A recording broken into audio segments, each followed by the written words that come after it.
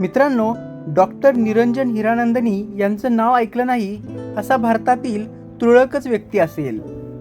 Doctor Niranjan Hiranandani हे भारतातील अग्रगण्य रिअल इस्टेट उद्योजक, हिरानंदानी ग्रुपचे सहसंस्थापक आणि व्यवस्थापकीय संचालक आहेत.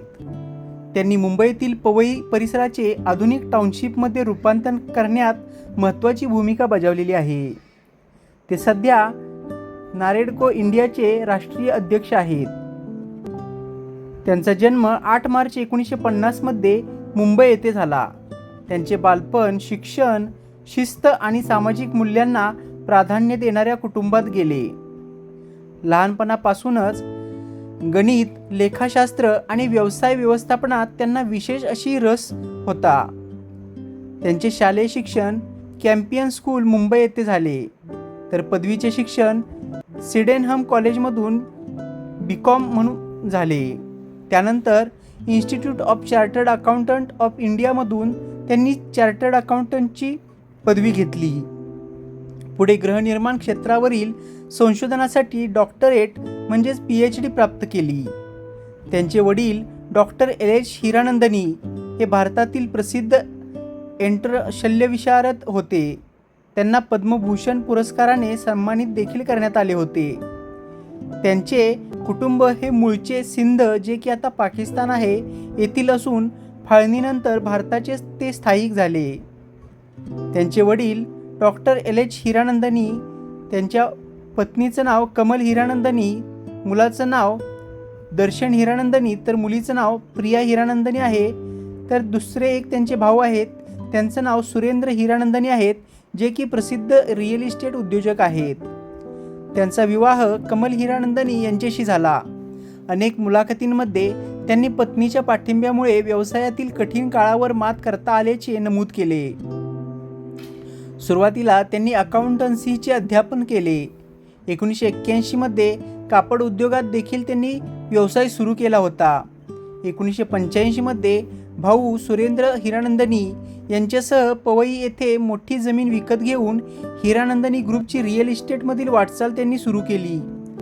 पुढे हिरानंदानी गार्डन्स पवई, हिरानंदानी इस्टेट ठाणे, तसेच डेटा सेंटर, शिक्षण, आरोग्य अशा पायाभूत सुविधा अशा अनेक क्षेत्रात त्यांनी विस्तार केला. भारतात इंटिग्रेटेड टाउनशिपची संकल्पना लोकप्रिय करण्यामध्ये त्यांचं खूप मोठं योगदान आहे. पवईचा चेहरामोहरा बदलल्याचे श्रेय हे त्यांना जाते. हिरानंदानी गार्डन्स आणि हिरानंदानी इस्टेट सारख्या नियोजित टाउनशिपमुळे ते खूप प्रसिद्ध झालेले आहेत. योटा इन्फ्रास्ट्रक्चरद्वारे मोठ्या डेटा सेंटर व्यवसायात त्यांनी प्रवेश केलेला आहे. रिअल इस्टेट क्षेत्रातील प्रभावी उद्योग नेते देखील ते आहेत. भारतातील अग्रगण्य रिअल इस्टेट उद्योजकांपैकी ते एक असून फोर्ब्सच्या श्रीमंत भारतीयांच्या यादीमध्ये त्यांचे स्थान आहे. अनेक शाळा, महाविद्यालये आणि रुग्णालयाची त्यांनी स्थापना केलेली आहे. नरेडको इंडियाचे ते राष्ट्रीय अध्यक्ष आहेत. त्यासोबतच असोचॅमचे देखील ते माजी अध्यक्ष आहेत. गृहनिर्माण धोरणांवरील विविध सरकारी समित्यांवर ते सदस्य म्हणून काम करत आहेत. त्यांच्या बाबतीत पवई जमीन प्रकरण आणि पॅन्डोरा पेपर्स या गोष्टींमुळे थोडीशी निगेटिव्ह चर्चासुद्धा झाली. सर्वाधिक चर्चेत असलेला वाद म्हणजे पवईतील जमिनीच्या विकासाशी संबंधित होता. काही सामाजिक कार्यकर्त्यांनी आरोप केला की कमी उत्पन्न गटासाठी घरे बांधण्याच्या अटींचे पूर्ण पालन त्यांनी केलेले नाही.